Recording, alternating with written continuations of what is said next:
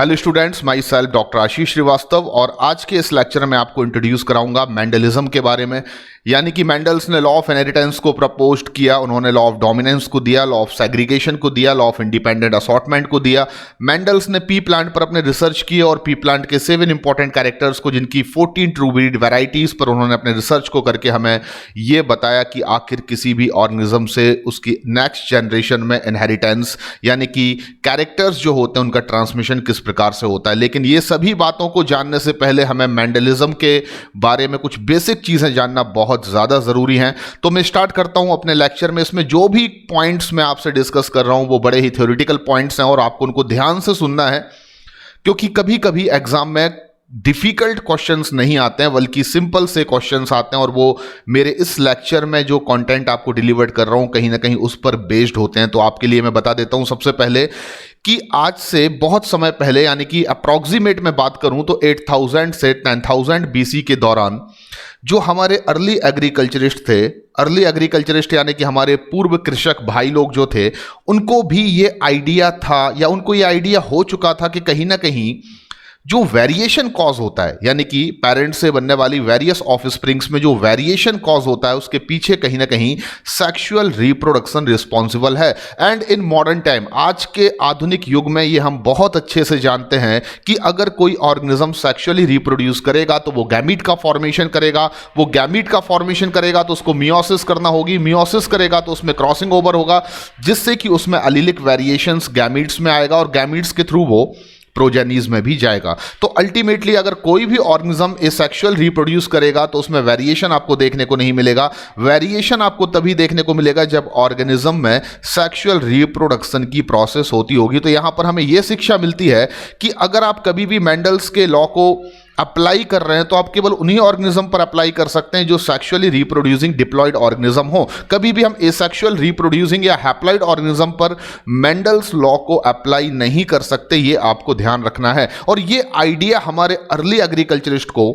8000 से 10000 बीसी के दौरान पहले ही लग चुका था। लेकिन मैं आपको आगे भी बता देता हूं कि हमारे अर्ली एग्रीकल्चरिस्ट जो थे उन्होंने ये आइडिया कहीं ना कहीं बहुत पहले क्योंकि लगा लिया था, इसी कारण से हम देख सकते हैं कि उन्होंने बहुत सारी वाइल्ड प्लांट्स और एनिमल्स की जो कह सकते हैं ब्रीड्स थी उनके बीच में क्रॉस फर्टिलाइजेशन करा के, यानी कि सिलेक्टिव क्रॉसिंग करा के और आर्टिफिशियल सिलेक्शन जैसी मेथड का यूज करके बहुत सारी न्यू वैरायटी या ब्रीड्स को प्रोड्यूस किया। तो सिंपल सी चीज है, ऐसा नहीं है कि मेंडल के थ्रू जब हमें बताया गया कि लॉ ऑफ इनहेरिटेंस क्या होती हैं या प्रिंसिपल ऑफ इनहेरिटेंस क्या होते हैं, ऐसा नहीं है कि उससे पहले हमारी इस दुनिया में, इस वर्ल्ड में हाइब्रिडाइजेशन एक्सपेरिमेंट्स नहीं हो रहे थे। हमारे अर्ली एग्रीकल्चरिस्ट और जो एनिमल ब्रीडर्स थे वो बहुत पहले से ही वाइल्ड प्लांट्स और एनिमल्स की ब्रीड्स को आपस में सिलेक्टिव क्रॉसिंग और आर्टिफिशियल सिलेक्शन की प्रोसेस का यूज करके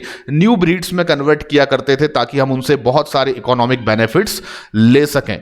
आपको मैं बहुत अच्छा एग्जांपल बताना चाहता हूं जो एग्जाम में आ सकता है, एनसीईआरटी में भी इसका जिक्र है कि हमारे जो अर्ली एग्रीकल्चरिस्ट या कह सकते हैं एनिमल ब्रीडर्स थे उन्होंने बहुत सारी new variety and new breeds of animals को प्रोड्यूस किया।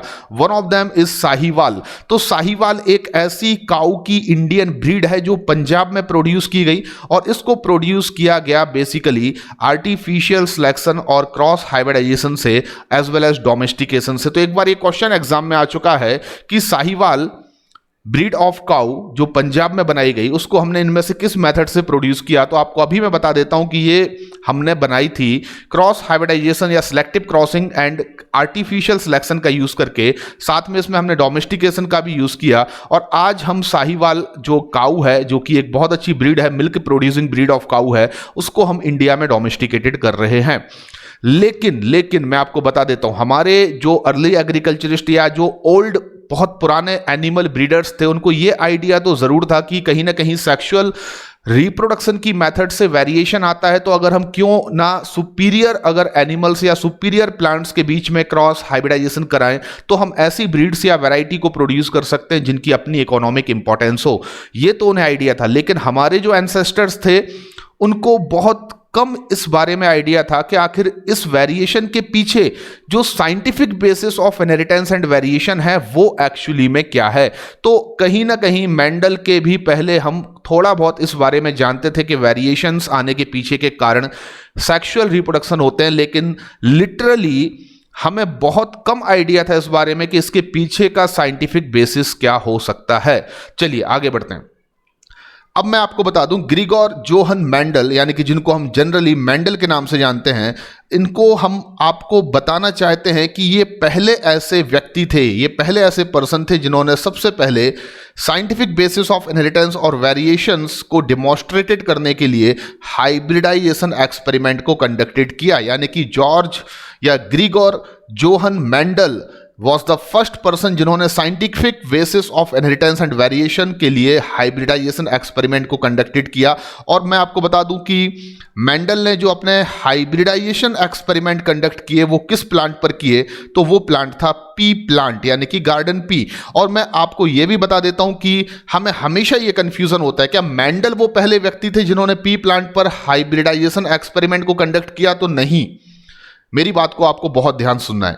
मेंडल वो पहले व्यक्ति जरूर थे जिन्होंने पी प्लांट पर हाइब्रिडाइजेशन एक्सपेरिमेंट कंडक्ट किए for the study of inheritance and variation, लेकिन मेंडल वो पहले व्यक्ति नहीं थे जिन्होंने पी प्लांट पर हाइब्रिडाइजेशन एक्सपेरिमेंट किया।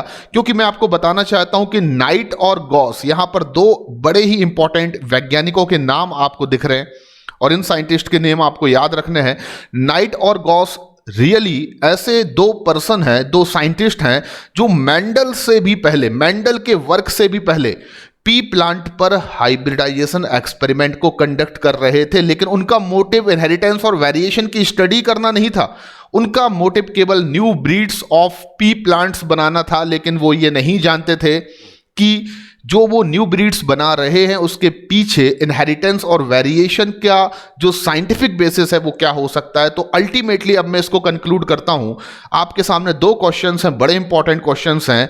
अगर कोई आपसे पूछता है कि स्टडी या scientific study of inheritance and variation के लिए पी प्लांट पर हाइब्रिडाइजेशन एक्सपेरिमेंट कंडक्ट करने वाले पहले साइंटिस्ट का नाम क्या था, तो आपका आंसर होगा डेफिनेटली ग्रिगोर जोहन मेंडल। लेकिन अगर आपसे पूछा जाता है कि सबसे पहले पी प्लांट पर हाइब्रिडाइजेशन एक्सपेरिमेंट किसने कंडक्ट किया, तो आपका आंसर होगा नाइट एंड गॉस। ओके, आगे बढ़ते हैं। मैं आपको बताना चाहता हूं कि मेंडल का जो बर्थ था वो 22 जुलाई 1822 को हुआ। यानी कि यह भी एक बहुत इंपॉर्टेंट पॉइंट है जो आपको याद रखना है कि मेंडल वॉज बोर्न इन जुलाई 22 इन 1822, यानी कि 1822 में, जुलाई 22 1822 में मेंडल का जो है वो बर्थ हुआ। और उसके बाद आपको याद रखना है कि मेंडल ने अपने एक्सपेरिमेंटल प्लांट को यूज़ किया इनहेरिटेंस और वेरिएशन के स्टडी के लिए, जिसमें उन्होंने बहुत सारे हाइब्रिडाइजेशन एक्सपेरिमेंट्स किए। और वो प्लांट जिस पर उन्होंने हाइब्रिडाइजेशन एक्सपेरिमेंट किए उसका नाम था, जनरली हम उसको पी प्लांट कहते हैं, लेकिन बॉटेनिकल नेम के बेसिस पर बात करूं तो पाइसम सटाइवम, जिसे हम गार्डन पी या एडिबल पी के नाम से भी जानते हैं। आपको बता दूं मेंडल ने टोटल 7 सालों तक अपने रिसर्च को कंटिन्यू रखा। यानी कि मेंडल का वर्क जो है वो कितने सालों तक चला, तो 7 ईयर्स आपको याद रखना है। मेंडल ने अपना वर्क स्टार्ट किया था पी प्लांट पर for the study of inheritance and variation 1856 में, और ये कंप्लीटेड हुआ 1863 में। यानी कि टोटल 7 ईयर्स मेंडल ने अपने हाइब्रिडाइजेशन एक्सपेरिमेंट को कंटिन्यू रखा और उन्होंने बहुत सारे न्यू आइडिया जनरेट किए जो हमें आज मॉडर्न टाइम में ये बहुत अच्छे से बताते हैं कि आखिर साइंटिफिक बेसिस ऑफ इनहेरिटेंस और वेरिएशन क्या होता है। तो मेंडल्स ने कितने सालों तक काम किया, तो आपका आंसर होगा 7 सालों तक काम किया। और ये ड्यूरेशन क्या था, तो 1856 से लेकर 1863 तक। उसके बाद आपको याद रखना है कि मेंडल ने इन ड्यूरेशन में, यानी कि 7 सालों में, पी प्लांट पर जो हाइब्रिडाइजेशन एक्सपेरिमेंट किए उससे उन्होंने प्रपोज किया लॉ ऑफ इनहेरिटेंस को इन लिविंग ऑर्गेनिज्म। लेकिन मेंडल्स लॉ ऑफ इनहेरिटेंस हम केवल अप्लाइड कर सकते हैं उन्हीं ऑर्गेनिज्म पर जो नंबर 1 सेक्सुअली रिप्रोड्यूसिबल है, यानी कि वो सेक्सुअल रिप्रोडक्शन कर सकते हैं, एंड नंबर 2 कि वो डिप्लॉयड ऑर्गेनिज्म होना बहुत ज्यादा जरूरी है। तो इस लेक्चर में मैंने आपको छोटे से लेक्चर में जो भी मेंडल के बारे में इंट्रोड्यूस कराया वो सभी पॉइंट्स आपको छोटे छोटे से पॉइंट्स याद रखने हैं। अपने नेक्स्ट लेक्चर में आपको बताऊंगा इसके आगे की कहानी। Thank you very much.